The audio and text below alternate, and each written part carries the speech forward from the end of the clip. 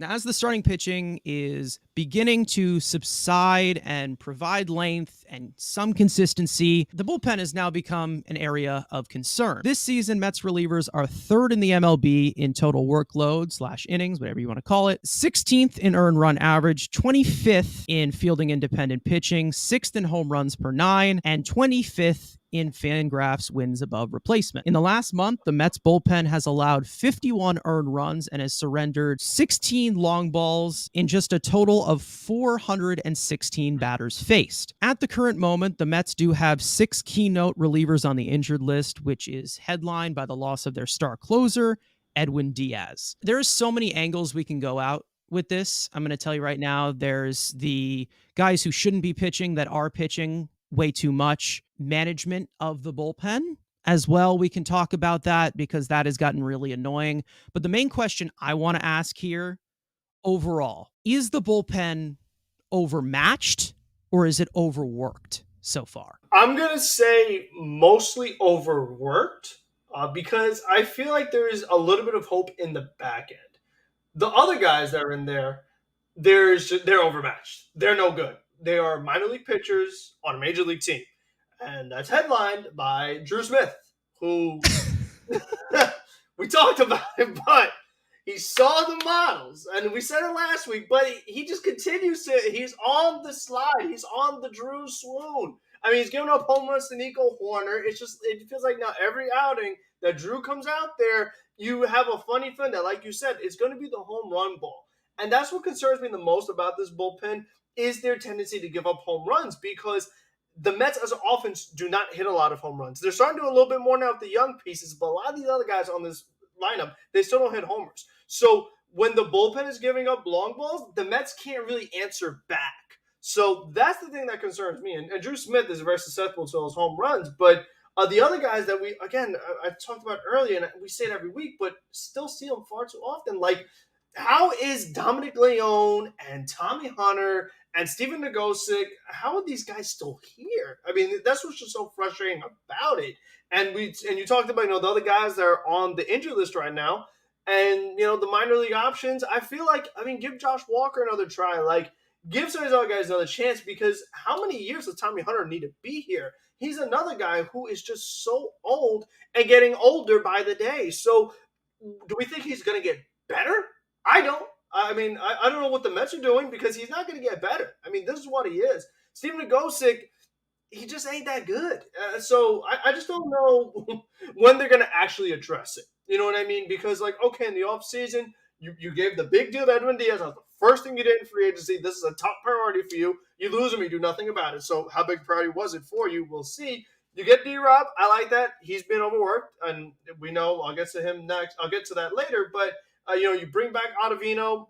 Mixed feelings on that. I hate that's a 2-year deal. I would have aimed younger because, again, when it comes to bullpen, when they give you a great year as a Met, they're not going to give you a second great year. We've seen it time and time again, year in, year out. So I thought that was a very foolish decision on their part. And then you know what? You bring in Brooks Raley. Start off bad, got good. Last outing, not good. So we'll see what happens as the season goes on. But I'm just mostly concerned. And also, like you said, the usage of these guys. That's the other thing. So you have the combination of the starting pitching being really bad so that the bullpen is overworked. You have just pitchers who overall aren't very good. And then the third part is the usage of them. And I think it's very clear in a game like the one Carrasco pitched where you're bringing in Adam Acevedo in a 5-run, 6-run game. Why? And I just think, and the same thing happened, I think it was the week before, where Acevedo came in, they were down by a bunch, and then he pitched, and then the next game he had to pitch when it was a close game, and then he was as effective.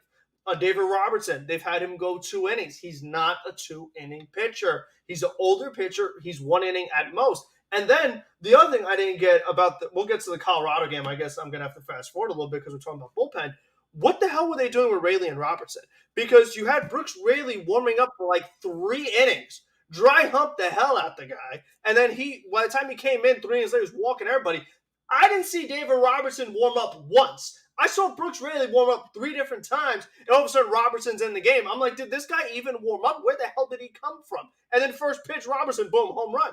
So I just don't get what they're doing a lot of the time as far as the decision making with the bullpen. So I think there definitely is a combination of things. I think that if they could just, they're going to need the starting pitcher to step up because a lot of the money is in the rotation. You know, the guys like Scherzer, Verlander, Senga, they need to go deep into games consistently because if they do that, like I said earlier, it means less Nogosic, Hunter, Leon, these guys. And that will allow for Robertson not to have to pitch back to back to back days or 2 innings, or Acevedo to pitch back to back days. And I just think that it's going to take help from the rotation to kind of cover up all the cracks in the bullpen. When you talk about this bullpen and you talk about this day and age of baseball, you kind of need guys who throw really, really hard. You got to have guys who have that signature sweeper, who have that great movement, who have the high spin rates, stuff like that. And they don't have that. And that's the main reason why I will say that they're overmatched more than they're overworked. They don't have anyone who has high profile velocity in this bullpen. They don't. They absolutely don't. The hardest thrower is probably Drew Smith, and he tops out at 97 occasionally. That's all you're looking at right now. Like at this point, all of our live arms are dead, in my opinion. Diaz is out. Bryce Montes de Oca, he ain't coming back anytime soon. Sam Coonrod, he throws hard. Steven Ridings is a hard thrower. All of these arms that they do have that throw hard, they don't have any of them. And all the guys that are available right now don't throw hard. And I understand that we like these guys the guys who don't throw hard, they stay a little bit more healthy. There's a reason why they stay healthy and they're not as dominant. It's just because they're not good. Like they're not that good. They're mid 90s. They don't throw hard, and it's easy to catch up to them. And if they were to miss spots, like all of these guys do, because the command in this bullpen is terrible, they're going to give up home runs because they have absolutely no life on their stuff whatsoever. I think it's safe to say, and Andrew's not here this week. I'd love to rub it in his face. I'm pretty sure he's avoiding us just for this very specific reason. Edwin Diaz ain't replaceable. End of story. You can't replace Edwin Diaz. There's a reason why he got $102 million. He's that dominant. And none of these guys are. And that's the problem. And maybe there was a possibility where they probably could have had Bryce be one of those dominant arms. He's not an option either. They're hurting. And are they overworked? It's possible they are because you're not getting much length from the starting rotation, even though you've gotten a lot recently. But I can tell you right now, it's just not a good bullpen. It really, like, just skill. There's just a lot of pieces that don't belong here whatsoever. And here's another thing that really annoys me, and I think we should talk about this a little bit deeper. When Buck Showalter brings in one of the three stooges at this point, I like to call him, Nogosic, Leon, Hunter, when we're just down by 1 run. Like, I understand that it's not time for a high leverage reliever like Ottavino or Robertson to come into the 6th inning. Raley, I know, could work different parts of a baseball game. I've seen this dude pitch in the 6th. I've seen him in the 8th. I've seen him finish games. I feel like they're not using any flexibility whatsoever. And speaking of those leverage, I don't understand why they don't use Jeff Brigham as a high leverage reliever at this point. He's earned the job. He 100% has earned the job. Hard, like you said, the 3 switch. I can't take them. They suck. But I mean, what are they gonna do about it? That's the problem. Unfortunately, the Edwin Diaz injury happened so late, where there wasn't too much they could do. That's why, for me, I mean, it's not really a topic on here, but I think that as the year goes on, I really want to see them just address pitching. I think just in the future, with trades and things like that, we can talk about the big star hitters, this and that, but I want them to address pitching. I mean, I think when you see with Alvarez and stuff like that, and what you're gonna do with Parada and all this other stuff, like, you got to get pitching, young pitching. So this way, when these older guys get hurt and need to have the bums fill in for them, and the bums can't work deep into games, then your bullpen gets overworked. Like, how about getting some young starting pitchers who are durable that could handle being out there every 5 days, and then your bullpen will be much better off. So I think just overall, as a team in general, they got to aim younger in the bullpen, in the rotation, healthy arms, like you said, high velocity, good stuff. And then you'll probably see better results because, I mean, you'll see some of the other organizations that are really good pitching organizations a bunch of guys you never heard of, but they all throw gas. They all have lights out stuff, and they're effective.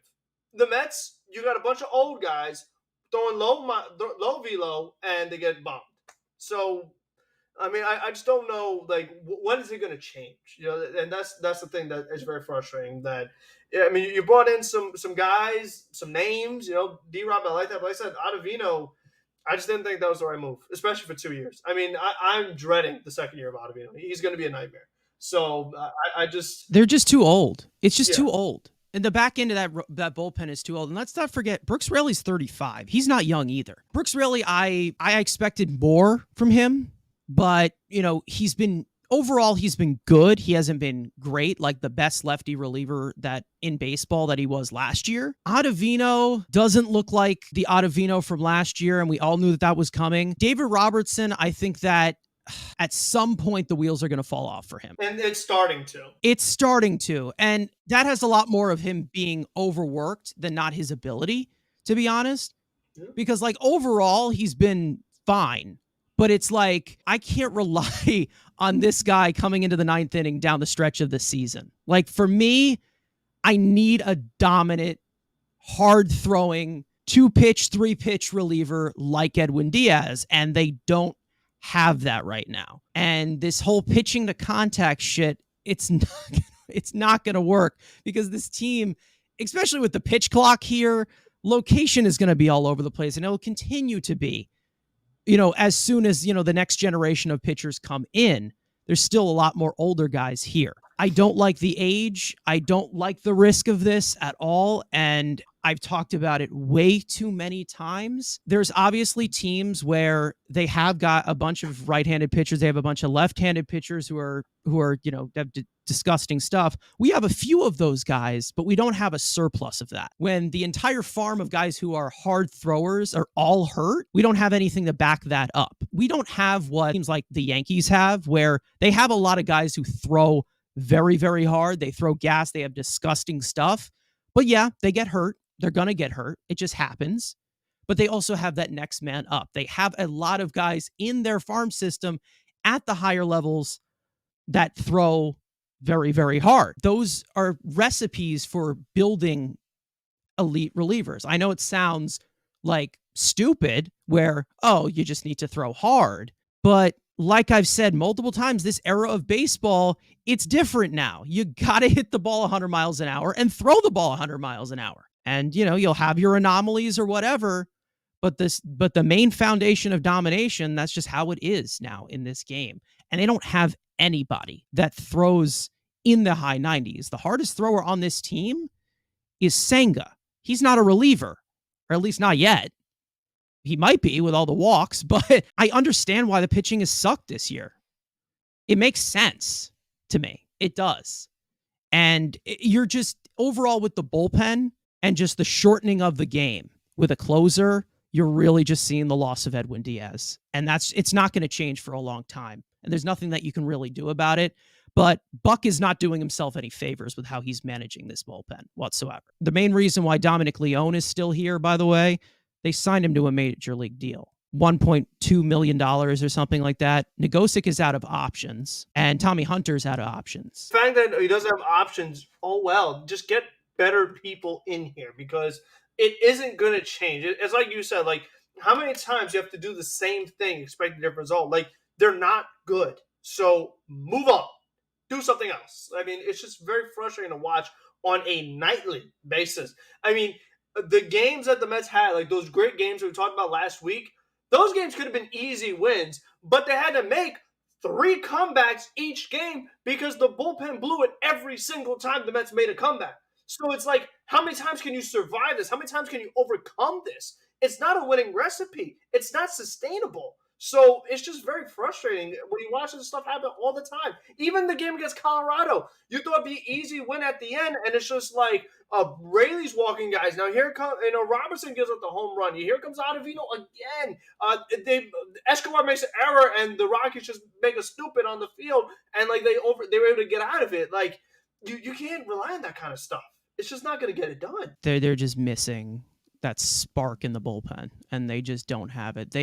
For some reason, the Mets love to have their anomaly hard thrower of the one guy that throws gas, and then the rest of them rely on their movement and their curveball and their this and their that. That's just not going to work. It just isn't going to work in this game these days. It's just not going to work. I make this joke all the time, with some of the, like, some fellow Mets fans that I talk to, like, a lot, where a lot of the shitty pitchers, they always have the low 90s fastball with a good changeup. They always say that with the shitty pitchers. Like, that's literally all it is.